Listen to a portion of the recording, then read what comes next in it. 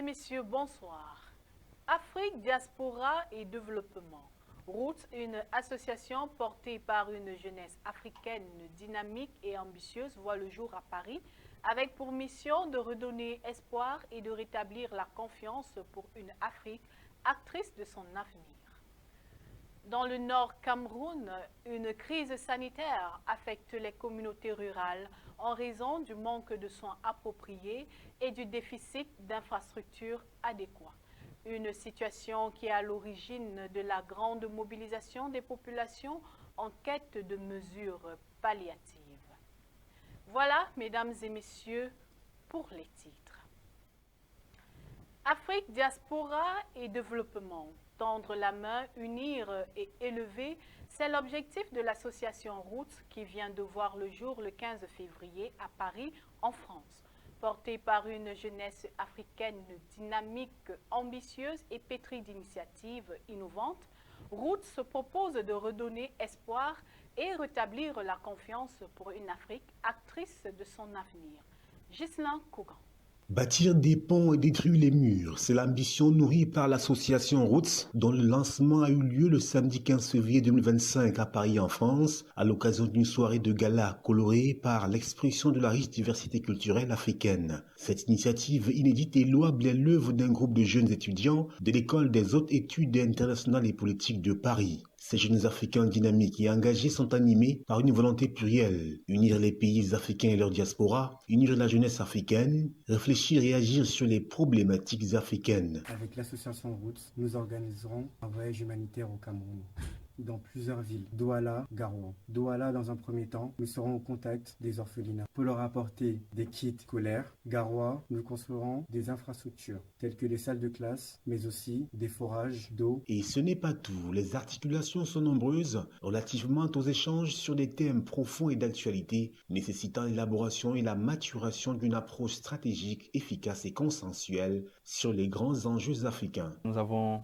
en quelque sorte, via moi, responsable de projet et cofondateur de l'association, présenter ce que nous allons faire, notamment le café débat sur le féminisme en Afrique, la conférence sur la lutte contre la corruption, sujet très touchy en Afrique, le salon multiculturel où on aura l'occasion de déguster les fabuleux mets de nos différents pays. Devant un parterre de plus de 15 représentants diplomatiques des pays africains, l'association Roots s'est posée comme le creuset de l'unification de la jeunesse africaine pour la réalisation d'un rêve grand au profit du continent. Je suis la responsable du pôle Marhaba, le cœur de l'association Roots. Notre but est d'accompagner les étudiants internationaux dans leur intégration. On veut qu'ils se sentent soutenus, écoutés et valorisés. En tant qu'étudiante internationale, je sais parfaitement les défis auxquels on peut être confronté. Donc, on est là pour vous. Au total, l'association Roots vient apporter, nourrir et renforcer l'espoir suivant lequel l'avenir de l'Afrique se trouve bel et bien sur le continent.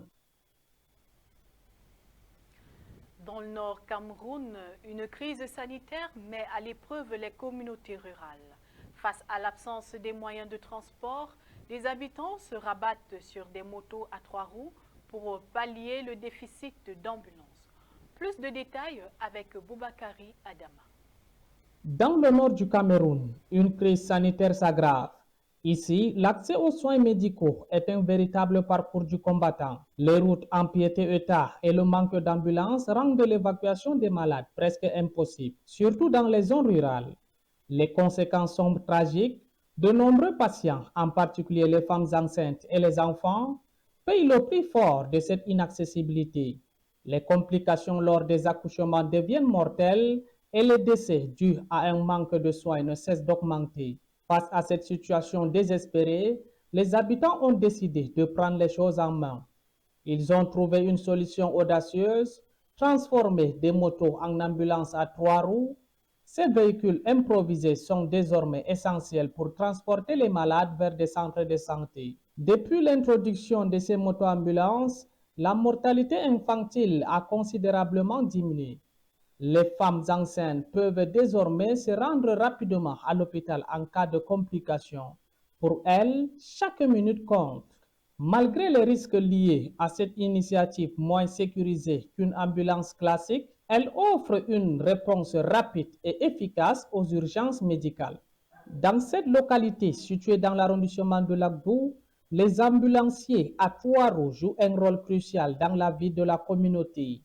Leur dévouement et leur disponibilité à toute heure, même dans les moments les plus critiques, sont un véritable témoignage de solidarité et de courage.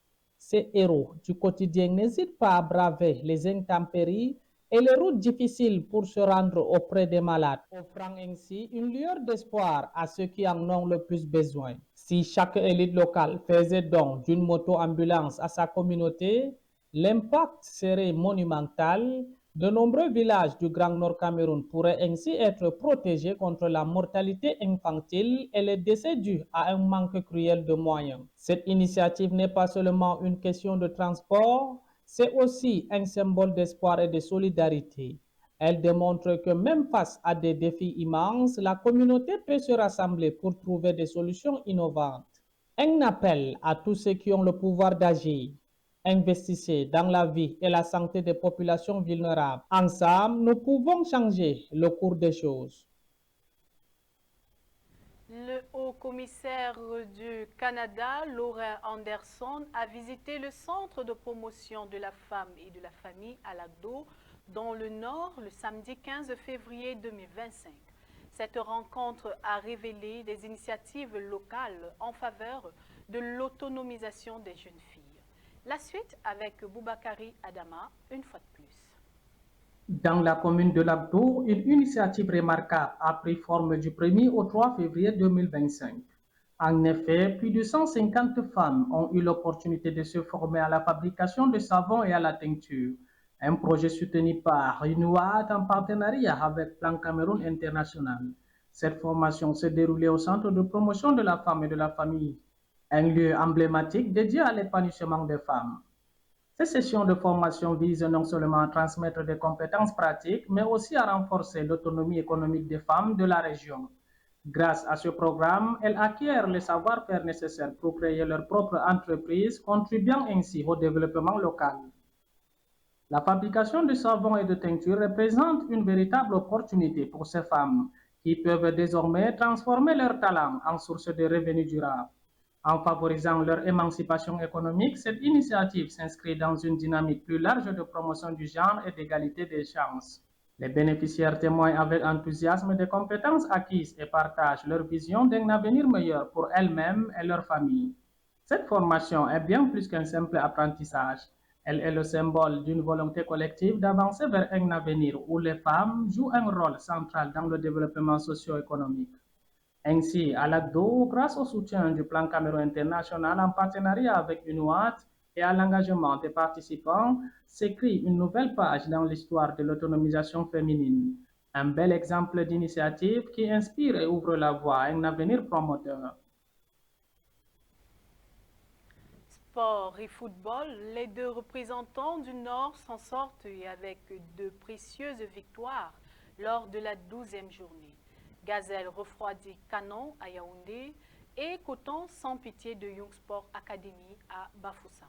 Le point avec Aline Dida et Michel Atiba. Gazelle FA, vainqueur du top match de la 12e journée à Yaoundé. Face au Canon sportif, 4e au classement avant le coup d'envoi. Les Sky Blues du Nord, 2e, n'avaient pas de faveur des pronostics.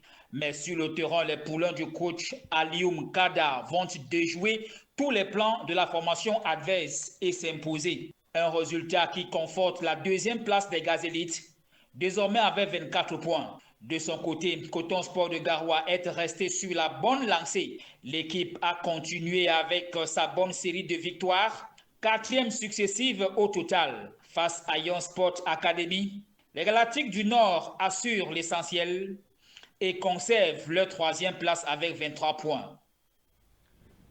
Toujours en sport, la cérémonie de distinction du Ballon d'Or camerounais est prévue le 28 février au Palais des Congrès de Yaoundé, selon un communiqué de la FECAFOOT.